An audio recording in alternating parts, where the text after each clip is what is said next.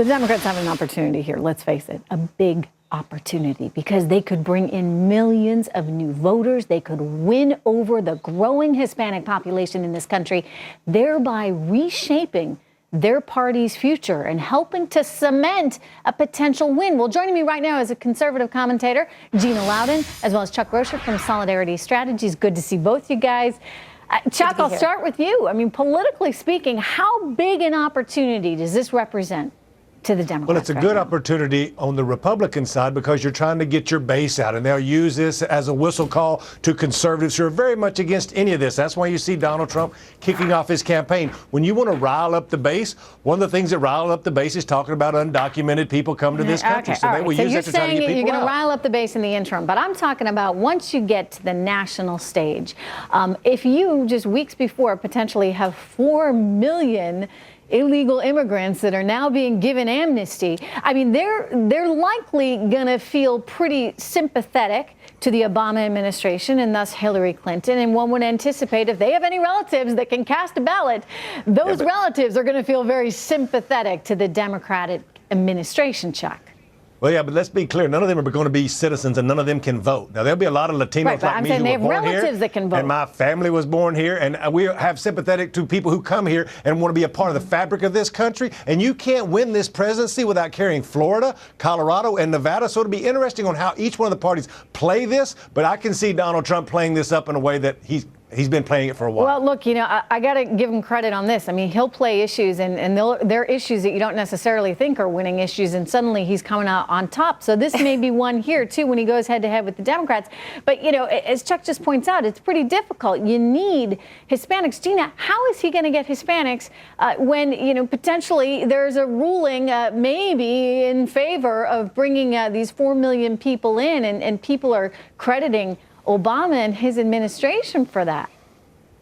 It's funny, you know, Trish, the polling on this is a little bit counterintuitive. The number of people who want to stop the influx of illegal immigration is a lot higher, upward of 60% in almost any poll you see. And even those Hispanics interviewed, don't forget that the most crime happening from illegal immigration happens to the legal Hispanics in this country. I happen to live in a very Hispanic neighborhood, and I am consistently shocked with the number of people who love what folks like Ted Cruz and Donald Trump are saying about stopping illegal immigration, because the legal immigrants here want to feel safe. Okay, so Gina, you know, what about all the data that shows, you know, both McCain and Romney had the majority of the white male vote, and yet they didn't win the presidency of the United States? Is that going to come into play at all once we get to the national stage?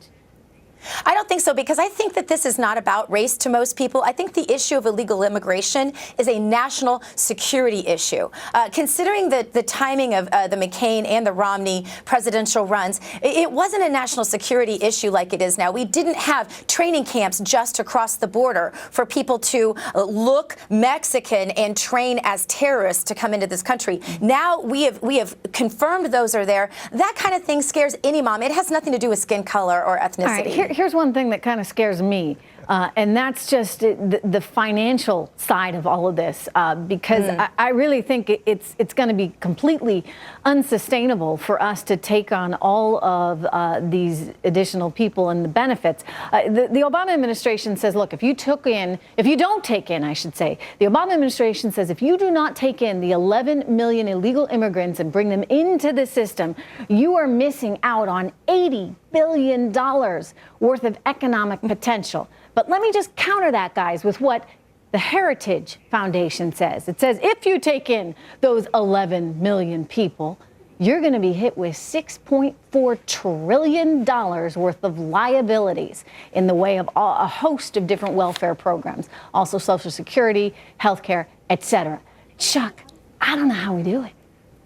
Well, luckily, the American people are a lot more smarter than this Heritage Foundation. Common sense would tell you that when an undocumented person works, old Ted or Henry down the road just give them some cash money. You bring them out of the shadows, you give them a work permit. Guess what they start doing? They start paying taxes. What do you got against doing that piece? Yeah, we're not talking about 11 million. They're not going to be able to pay enough in taxes to offset all the costs. Absolutely they are. And we're only talking about 4 million people, not 11 million people. And 10,000 of those people are mothers and fathers of our U.S. military. If they're good enough to serve in the military, their mother and father are good enough to stay stay in this country with a work permit, The for God's 4 sakes. million, you know, look, you can cut that 6.4 trillion down and you're still looking at 2 trillion. I mean, I just don't know how these numbers add up. It's a discussion we are going to stay on for sure here on the Intelligence Report. Chuck and Gina, stick with me. I'm going to come back to you guys shortly. Meanwhile, I want to look at Iowa because